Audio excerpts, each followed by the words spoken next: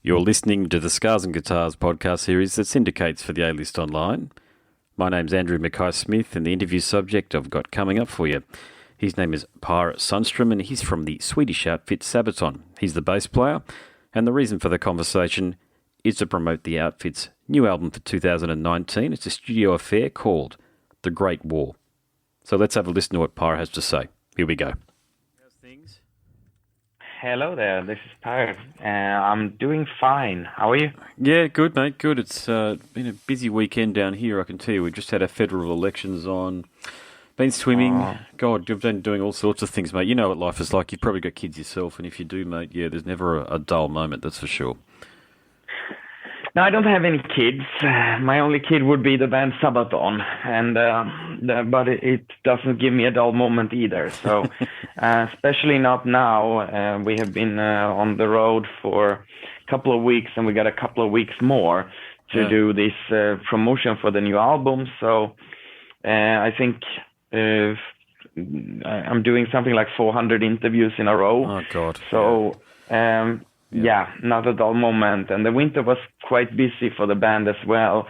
We were doing an album, which is quite a lot job in itself, but nothing extreme. I mean, this is our 9th album, so albums we've done in the past, and that's not gonna break us or anything like that. But at the same time we were doing the album, we were also working with launching the Sabaton History channel, completely rebuilding the stage and the show like this. And we changed the concept of the Sabaton cruise, moved that to a different thing. And we are also, evolving a lot of other things. So Sabaton at the moment has been extremely busy over the last, since pretty much somewhere around November when all the stuff started. Since then, I am not had one. I did not had a single day off. I did not had few hours off even or whatever. So it's been absolutely intense period of time. And with the music industry the way it is, being very fickle, you've got to take advantage of the opportunities when they present themselves and strike while the iron's hot. So you're clearly doing that, mate, but 400 interviews straight, that's... I'm used to doing these myself. I've done about 400 interviews over 2 years myself, mate. And I know that some of those weeks when I've got sort of between 5 and 10 on during the week, it can be... You always love talking to people, there's no doubt about that, because I'm always talking to legends of the music industry like yourself, mate. But you get to a point, don't you, where you sort of... the energy levels start to decline. So how do you get through it? Just with some strong peppermint tea or something even stronger?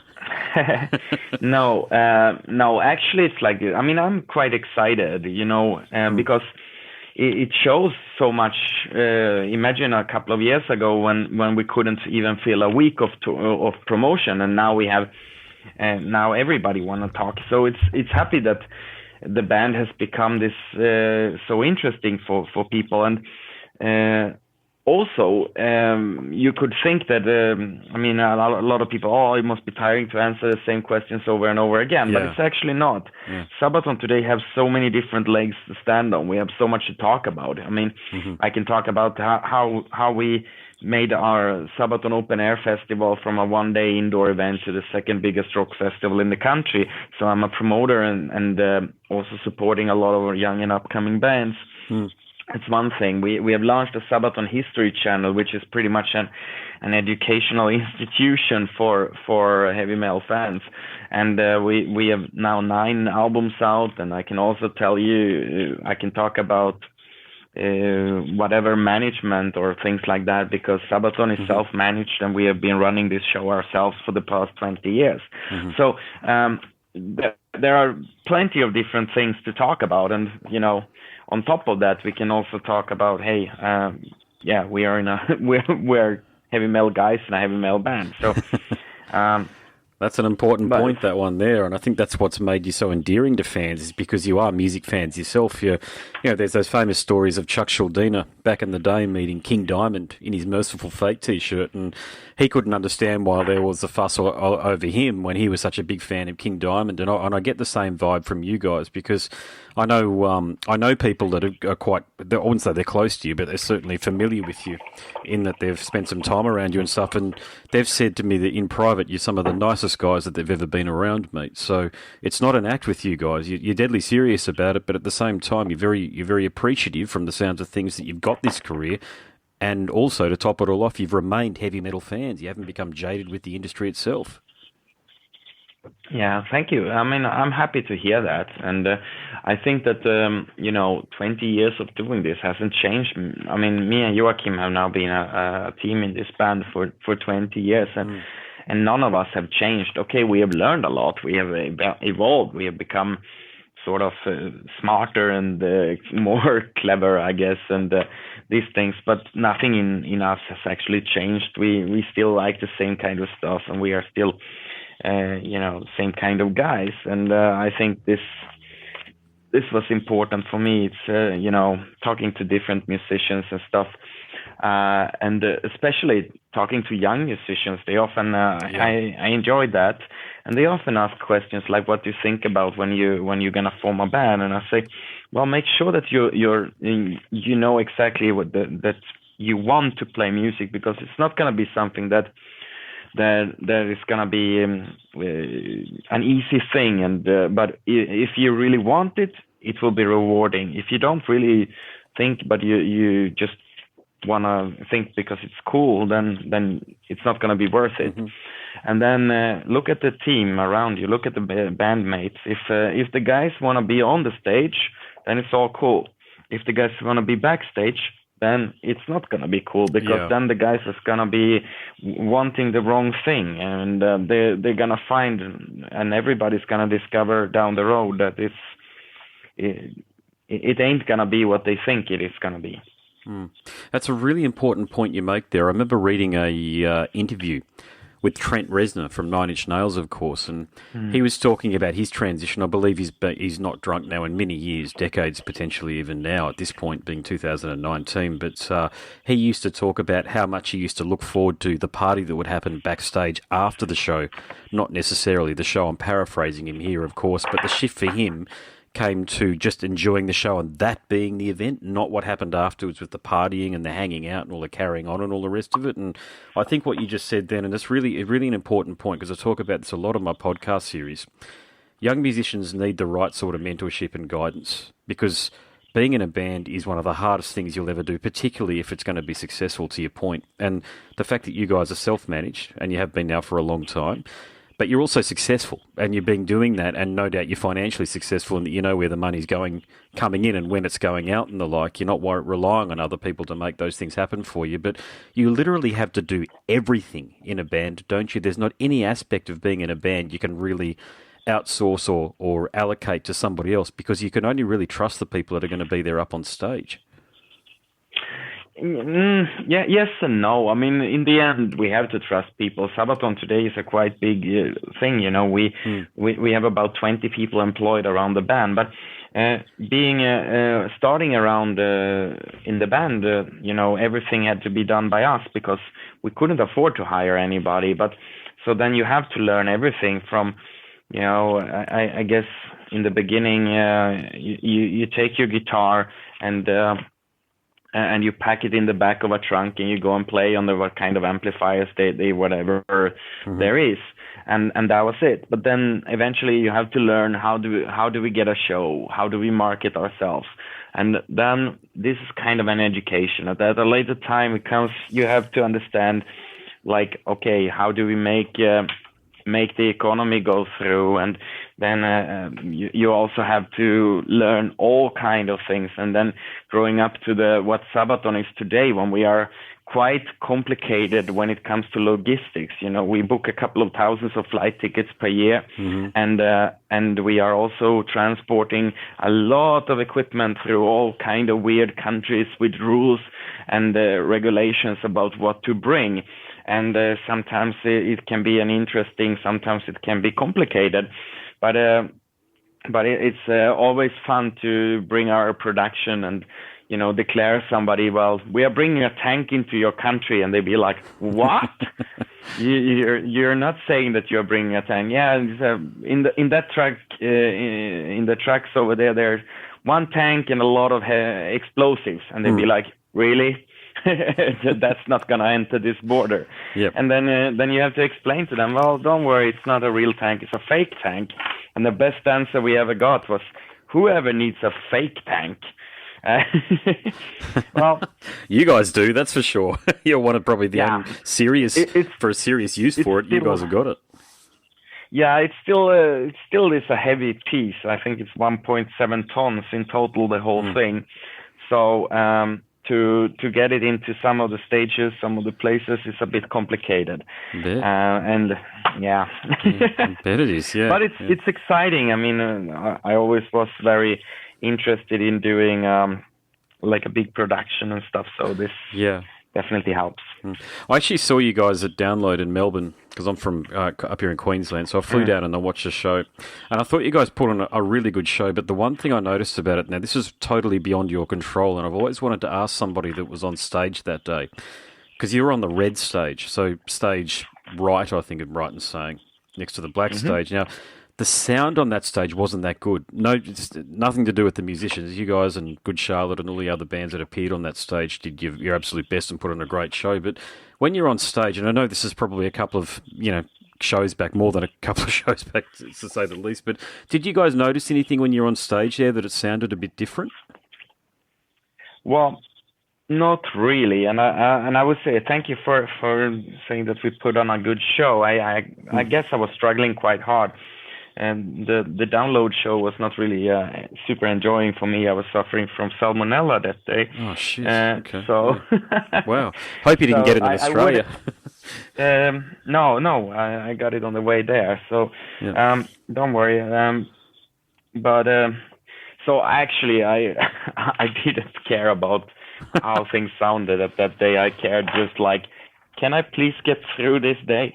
Because if there is something, we play a lot of shows, and I have so much fun on all of them. But there is one time, when I really don't want to be on tour, and that is when you are sick, because you feel that you are betraying the fans, because you feel like I want to give so much more, but the body just doesn't allow you to do it. Yeah. And but it happens to everybody, no matter if you are in a touring band or if you are going to school or if you have another job. At some point in your life, you get sick. We all do.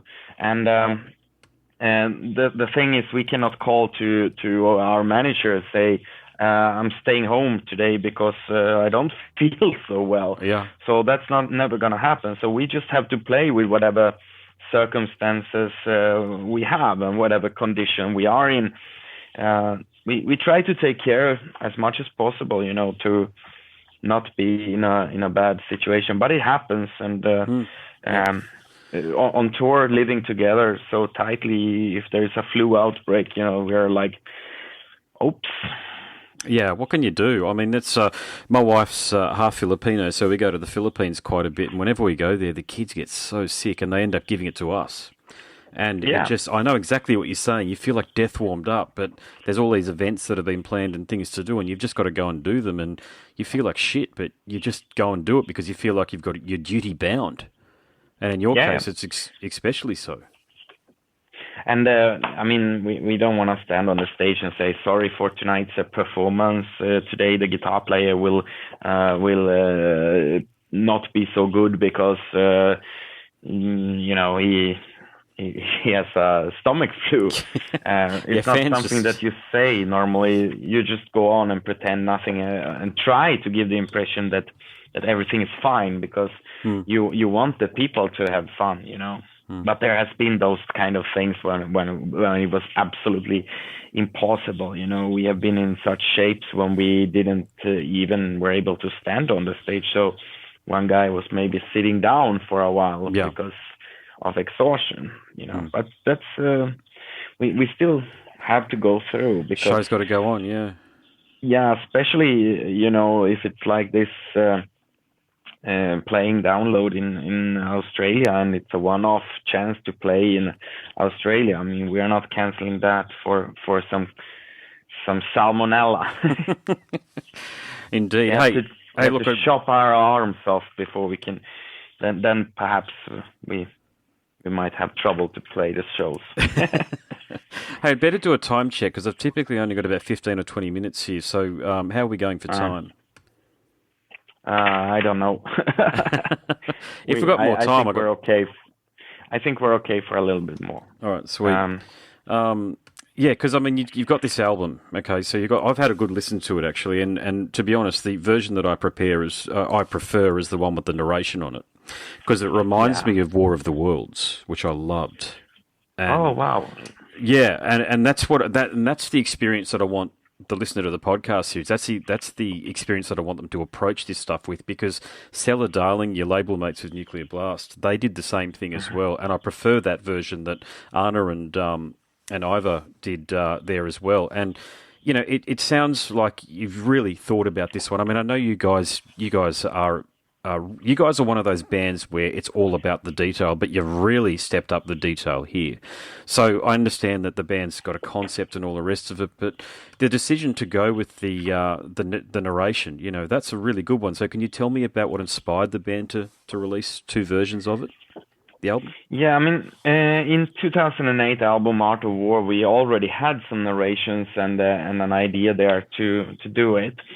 So I wanted to kind of flirt with the fans who were into Sabaton already then and do something similar. But I also feel that there are those people who don't like that, because if you belong to the people who just want one or two or three or whatever songs from an album of a band, and you want to put it into your favorite playlist and mix it up with other bands, then I think that you'd be very disturbed if there's a woman coming in and speaking in the middle of your party and ruining the mood of the rest of the playlist. So then you just want to go with the standard edition and just have the action of the heavy metal songs. But if you are a person who really enjoys to listen to an album like an album is used to be, meaning from start to end, then you really get a little bit of a deeper meaning when you enjoy what we call the history edition with the narrations, and you get to a little bit more knowing the story behind it. Yeah. So I often, if I can, suggest to somebody, I would of course suggest them to get the narrated version of the album. Yeah, well, it's stunning, mate, and it's the sort of thing that would play really well over headphones as well. So it's an immersive experience with you guys. You guys are one of those bands where you can put it on in the car and you can turn it up loud, and it works just as well there as it does if you want to sit down in a darkened room with a joint or with some alcohol or whatever it is that you want to do, and just listen to the music and let it take you away somewhere else. And that alludes to the production. So on this one here, mate, who did you work with? Who was the producer, or did you guys do most of this yourself? We have a good idea of what we want with the album, but we go to there is a studio which is not far away from our hometown in Sweden, and there's been the guy called Peter where we did a lot of our stuff in the past. But in the same building there's another guy called Jonas, who has been not really doing any album with Sabaton, but he's been doing like single tracks and live stuff with us in the past. And it was actually because we put out a Manowar cover called Kingdom Come, which we put out a couple of years ago. And so many fans commented like, wow, it sounds awesome. And this was with Jonas. And we thought, okay, a lot of people like it, so let's give Jonas a chance to do the full album. And now, us personally, I mean, if you ask me which one I prefer, I can't tell, because I like both of them. It's a tiny differences or small differences in how we work with both, but we both like both guys, and they both sound great. So it's more about, let's see what the people say when it's out, and if people really don't put too much effort into that sounds better or this sounds better, then I guess then it doesn't really matter that much, and we can just switch to whoever we feel like in the future. Yeah. And this is your first opportunity to collaborate, I believe. I could be wrong here, so tell me if that's the case, but with Tommy Johansson, who I rate very highly, because I think his work with Majestica, and I can't remember the name of the band that Majestica was called prior to become Majestica, but Above the Skies. There you go, Rainseed. Yeah, I know it had an X in it, but it's so you read it as one thing, but you say it as something else. But the album that he released, Above the Sky, is pretty good too, actually. And I had a chat to Chris, their bassist, and I'm a bassist too, like you are, and I was really impressed with the bass playing that he had on that album there too. But Tommy, though, I suppose I'll make my point here about Tommy. What's he brought to the band? Because he's definitely very creative. Yeah, of course. Yeah, Tommy has been a fan of Sabaton for a very long time. The first picture of him and Sabaton is from 2005 when we played a show and he came to see it. And he has done cover songs of Sabaton with his previous band, and he's a big fan of the band. And we knew that when he was joining the band, we knew that okay, we are not just getting a guitar player, we are getting a singer and songwriter as well. And of course, we want him to contribute with that. And one of the first songs written for the new album was written by him and our singer Joachim, and it's the track called Ghost in the Trenches. Okay. So Tommy definitely brings something to the band, and not only that, he's a super nice guy, which we like to have around us, but yeah, also musically he adds to the band, and I'm sure that in the future it will develop even further.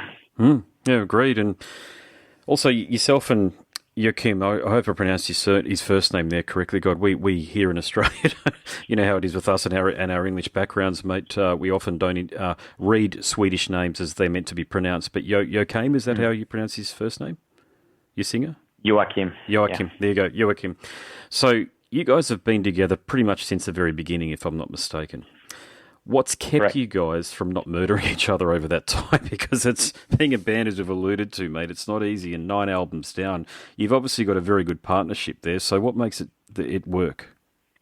We also have, we have our respective sides of it. I mean, Joachim is more the main person behind the music, and I'm doing most of the management stuff. And we have a kind of a clear understanding with this, and very supportive roles as well. So we both worked very hard. We come from the same kind of growing up in similar environments, similar families, similar values in life. So it's not really that difficult to move on with it.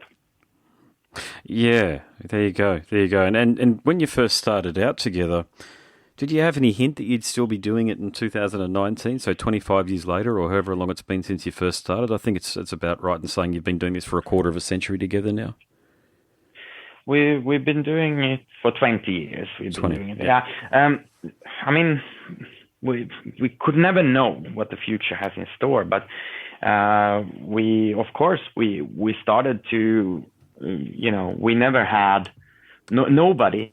Not just us, but I think every band, nobody would ever say, oh, let's just do this for 3 years and then we quit. So you start a band with the intention that the band's going to be the biggest one in the whole world and you're going to do it until you die. So that's how we started the band, and that's where we're going. Cool. All right. And, mate, one more question for you. You worked with Frederick Leclerc back in the day. I think he might have played one show with you, and I've had a couple of chats to him. And, of course, it's Insanum these days, but he's still playing bass with Dragon Force. But I've always thought that you guys, if there was ever an opportunity for you guys all to work together again, it would probably produce some pretty good stuff. So do you think there's an opportunity that you guys would ever work together again on a project outside of Sabaton? I mean, Fred did a tour with us actually some years ago when one of our guitar players couldn't be there. So, we're good friends. But when it comes to doing something outside of Sabaton, I don't see that we have time for it. I mean, I work for the band. I go up in the morning and then I go to bed. And in between, I do Sabaton stuff for every minute of my waking hour. And even at night, I'm also Sabaton if I'm sleeping. I dream about it, I guess. So I wouldn't have time to do anything else, and I have no wish to do anything else. And within Sabaton, I can realize all the visions and ideas I ever had for a band. So I'm all happy with that. So, and there's so many different projects I have in store. I already launched Sabaton Cruise, Sabaton Radio, Sabaton History Channel, Sabaton Festival, and done a lot of other things, cooperations with different gaming companies or other artists and stuff. So I've already done a lot of projects, but there is so many more. My list of future things I want to do is not something I can do in the next 5 or 6 years either. And during those 5 or 6 years, I will come up with so many new stories and ideas as well. So there is no end to it. I'm a very wherever I look, I get ideas. So I see a tree and I see how you can use it to make something for the band or whatever. And so wherever I look, I see opportunities. And as long as I have this kind of inspiration and driving force behind me, I think I will continue to find new projects to do. Mate, you're a very busy and ambitious fella. So good luck with everything. And, you're already very successful, mate. But I just think you guys are just going to keep growing and being more successful, particularly in the United States. So, congratulations on that success as well, because that's a bloody hard market to get into and be successful in. But good luck with everything overall, mate. And this album's a cracking album, and I'm sure it'll do really well. Thank you very much. Pleasure, mate. No worries. Okay. Okay. Have a good day. You too, man. No worries. Catch ya. Bye-bye. You have been listening to the Scars and Guitars podcast series that syndicates for the A-List Online. My name's Andrew Mackay-Smith, and that interview subject was Pär Sundström from the Swedish outfit Sabaton. Thanks so much for listening.